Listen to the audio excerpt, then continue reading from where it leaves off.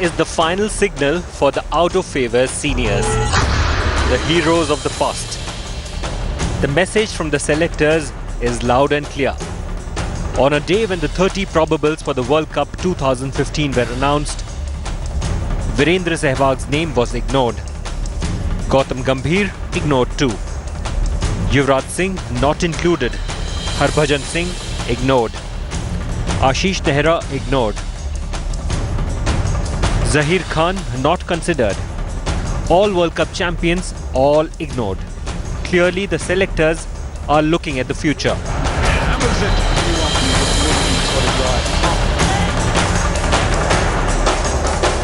What's surprising is that the team for 2015 has only 4 players who played and won the World Cup in 2015.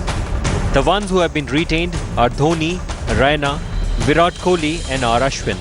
That is not the issue that those who have played only World Cup should have selected for the World Cup. It's not necessary. The last 1 year, the form of these players, as per their standards, has not been what we expect from them.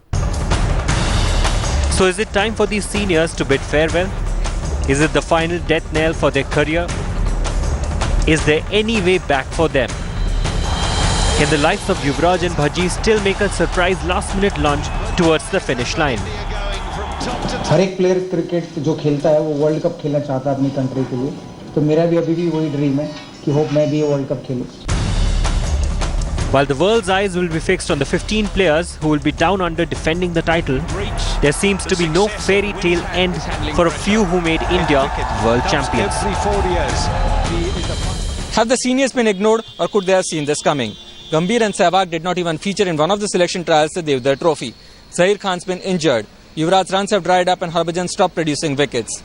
The only reason 1 or 2 could have made it into the final 30 was for their experience. But with the present selection committee resisting the temptation of going back to the tried and the tested, perhaps this had to happen. In Mumbai, with cameraman Kiran, Rasesh Mandani for Headlines Today. Many would say that Gautam Gambhir's knock helped India win the last World Cup. Yuvraj Singh, of course, was the man of the tournament, and they will not feature in the World Cup in Australia next year. Saurav Ganguly is joining us to tell us whether these 30 boys who've been picked are good enough, in your view, to win us the next World Cup. Do you believe that the selectors have done the right thing by leaving out Sehwag, Yuvraj, Zaheer Khan, Harbhajan Singh? See, I'll answer your first question first. See, obviously, it's not the 30 which will go to the World Cup, it's the 15.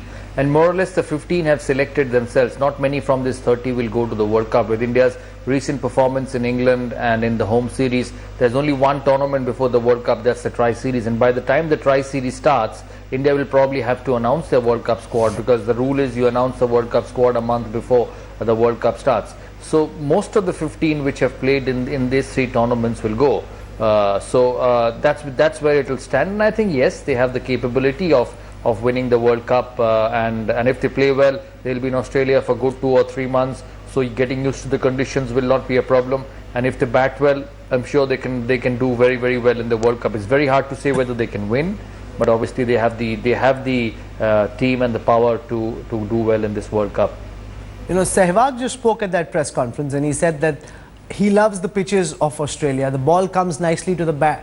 There's a nice amount of bounce. Sehwag is helped by the bounce. Do you think it would have made sense to have some experienced players, or do you think that the recent form of the likes of a Gautam Gambhir, Virendra Sehwag is simply too scratchy for them to warrant any inclusion in the top 30 probables, let alone the top 50? See, people like someone like Sehwag, who to me is an all-time great. I think along with Gavaskar, he's one of the greatest opening batsmen I have seen. The effect he's had on Test cricket as an opening batsman is remarkable. But Sehwag hasn't been in the squad for last 2 years. Whether it's the one-day squad or whether it's the Test squad, he last played against Australia in 2012 in the first 2 Test matches and never featured in any of the Indian teams after that. So to bring him straight into the 30 probables and pick him for the World Cup would have not been possible by the selectors, because people like, you look at the opener slot, Shekhar Dhawan, Ajinkya Rahane and Rohit Sharma, they've done well in England, they've done well in the recent 2 one-day series. So it would have been very, very hard for Virendra Sehwag to be picked in the 30. And I think he knew it himself. and that's the reason he opted out of the Devdutt Trophy, because he could see the writing on the wall. And it's the same thing with Gautam Gambhir. There's no place in the opening slot because of the performance of all these three players. Yes, you can say that the performance has come in subcontinent conditions. India's performance in the last 4 years in overseas conditions, whether it's South Africa, New Zealand or Australia, hasn't been great at all. So from that point of view, you can say that yes, they're not tried and tested and proven in conditions where there's pace and bounce.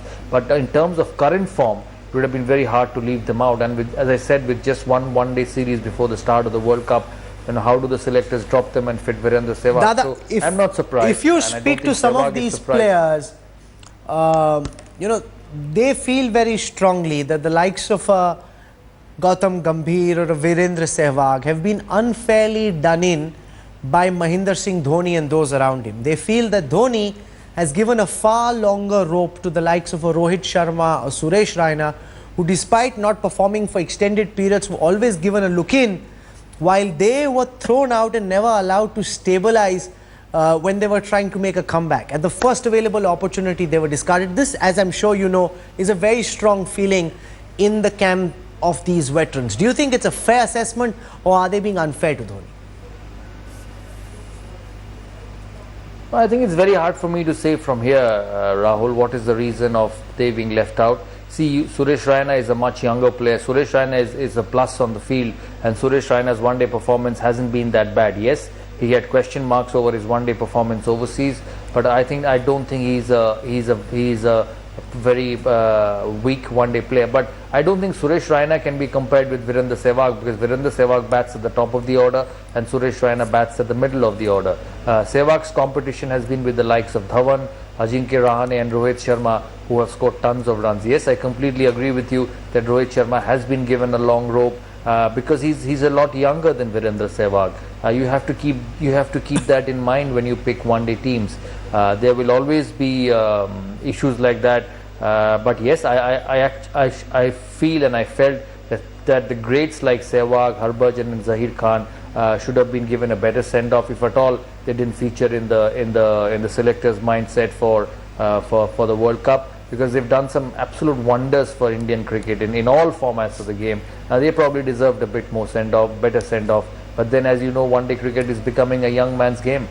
Now that they're not even playing domestic cricket, what does the future, in your view, hold for the likes of Gambhir, Sehwag, Nehra, Harbhajan Singh, Yuvraj Singh? Do you think it's time for all of them to hang their boots? No, I don't think they will hang their boots, or they should hang their boots, because they're all around 33, 34. To be honest, and I will be really surprised if I see them playing one-day cricket again for India, because once the World Cup is over, the selectors will obviously keep persisting with these young players, or probably try and pick more younger players for the future. If you look at the 30 probables, it's been a lot of young players who's done well in domestic cricket. So I really think that for them, getting back into the one-day side will be difficult. Very, very hard for Zahir Khan. He's been a champion bowler, and then I was speaking with Kapil Dev last month, and he said he's one of the best he's seen around for a long time.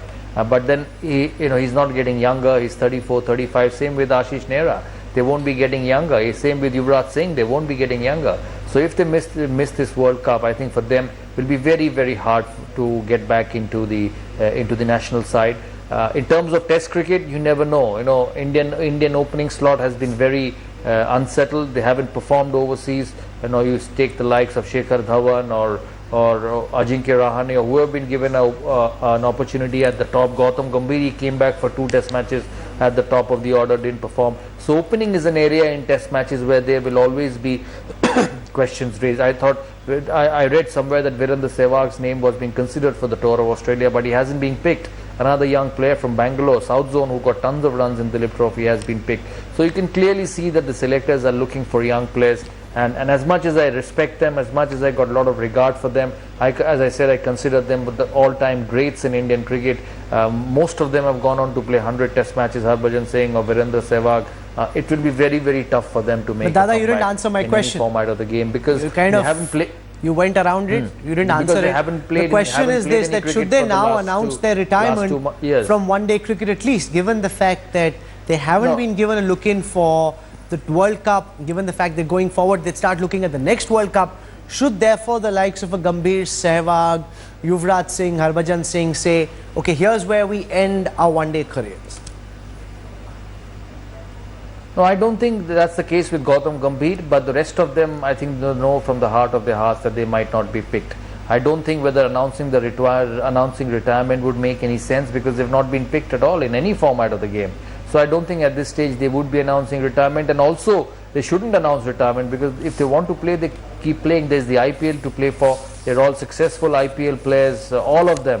You know, they turn out for franchises and score lots of runs. Sehwag got that 100 in the semi-final. So I don't think they should be announcing the retirement. Play domestic cricket, get runs, stay in touch with the IPL and keep playing for the next 2 or 3 years. If the IPL is a domestic tournament, it's a very popular tournament, and these guys are good enough to be fit to play for any of the franchise. So I don't think they should retire at this stage from cricket at all. But you're also saying it is the end of the road. The writing is on the wall for these legends. They won us the last World Cup, but now they've been overlooked and a new generation has been given charge. Will they deliver? We'll find out only in Australia. But for the time being, Sourav Ganguly for joining us tonight with your thoughts. Thank you very much.